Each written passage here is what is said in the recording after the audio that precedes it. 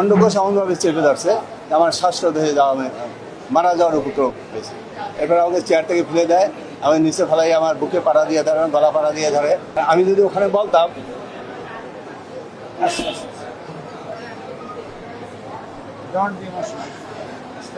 আমাকে হত্যার চেষ্টা করে এবং বলে যে সে আমাদেরকে চেক দেব দেবো কেন? যাই হোক, আমি তো ওই অবস্থায় তো জীবন বাঁচানো আমি বড় মনে করছি, যার জন্য আমি আমার ড্রয়ার থেকে চেক করলাম, বললাম যে আমাকে ছাড়ো, আমি চেক তো বের করতে হবে, তারপর তো তোমাকে চেক দেবো। তারপরে ছাড়লো, আমার পিওন এসে আমাকে ধরিয়ে উঠাইলো। উঠাবার পরে আমি ড্রয়ার থেকে চেক বের করলাম, বের করিয়া করার পরে সে প্রথম একটা চেক দিল ব্লাঙ্ক, আর একটা চেক দিল পরে লেখাইয়া 70 লক্ষ টাকা।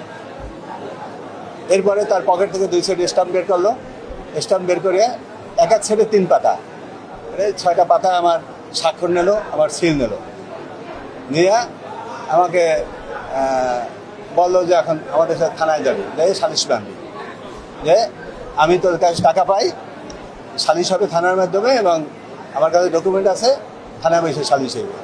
তা আমি এক পর্যায়ে প্রথমে আমি থানায় দ্বিমত প্রকাশ করি যে যা হওয়ার হয়ে গেছে, যদি তোমার কোনো কথা থাকে আমি বলো, আমি দেখি কি করতে পারি, না তোর থানায় যেতে হবে। এদিকে তারা ফোনে হয়তো কারোর সাথে যোগাযোগ করতেছিল, তাদের একজনে, সে আবার বলছে না ভাই বলছে থানায় নিয়ে যেতে। এরপর আমাকে থানায় নিয়ে গেল, থানায় নিয়ে ওসি সাহেব ছিলেন না, ওসি তদন্তে ঢুকে বসছি। বসার পরে উনি বললো যে আমি এর কাছে টাকা পয়সা পাই, আমরা থানার মাধ্যমে সালিশি করতে চাই। তো ওসি তদন্তে বললো যে আমার কাছে তো কোনো অভিযোগ নাই, অভিযোগ ছাড়া আমি কাউকে সালিশি করবো। বললো যে আমি অভিযোগ দেবো এখন। আমাকে বসাই রেখে উনি অভিযোগ দিল। অভিযোগ দেওয়ার পরে 5 তারিখ, আজকে সালিশির ডেট হয়েছে রাত 8টায়। তো আমি ওখানে এই যে আমার রুমে মব হয়েছে বা আছে জোরপূর্বক সই স্বাক্ষর দিয়েছে, আমি কিছুই ব্যক্ত করি নাই, কারণ আমার জীবনের নিরাপত্তা ছিল না। কারণ আমি যদি ওখানে বলতাম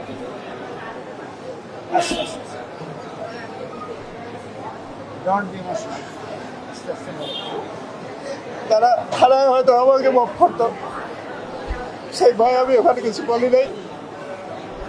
পরে ওই সালিশ প্যানে থানা থেকে চলে আসছি। চলে আসার পরে আমি 3-4 দিন একেবারে বিমর সমস্যায় ছিলাম। এমন ঘটনা দেখার জন্য ঘটনা আমি কাউকে জানাইতে পারতেছিল, ভয় পাইতেছিলাম। সর্বশেষ একবার হিসেবে আমার বড় ভাই আত্মীয়, আমি তার শরণাবদ্ধ হই। সে বললো যে সালিশ যাই হোক, তুমি যেহেতু চেক নিয়েছে, স্টাম্প নিয়েছে, তুমি আগে মামলায় যাও। পরে আমি কোর্টে মামলা করি গত বৃহস্পতিবার। যেহেতু তারা আমার কাছে এটা চাঁদা আমার কাছে তার কোনো লেনদেন নাই। সে আমার ব্যবসার সাথে ছিল ঠিকই, তো সেটা 3 বছর আগে তার সাথে আমার লেনদেন ক্লিয়ার হয়ে গেছে। আসলে তাদের ভিতরে একটা দ্বন্দ্ব ছিল, একটা ডেভেলপার কোম্পানি, তারা নিজেরা চালাতো, তাদের ভিতরে আর্থিক তাদের ভিতরে ঝামেলা ছিল। তো এর পরিপ্রেক্ষিতে ঘটনাটা ঘটে থাকতে পারে। আমরা ঘটনাটা নিবিড়ভাবে এটা খতিয়ে দেখছি এবং যারা এটার সাথে জড়িত, হামলায় অংশগ্রহণ করেছেন, অবশ্যই তাদের বিরুদ্ধে কঠোর ব্যবস্থা নেওয়া হবে এবং খুব দ্রুতই আপনারা এর ফলাফল দেখতে পাবেন বলে আশা করছি।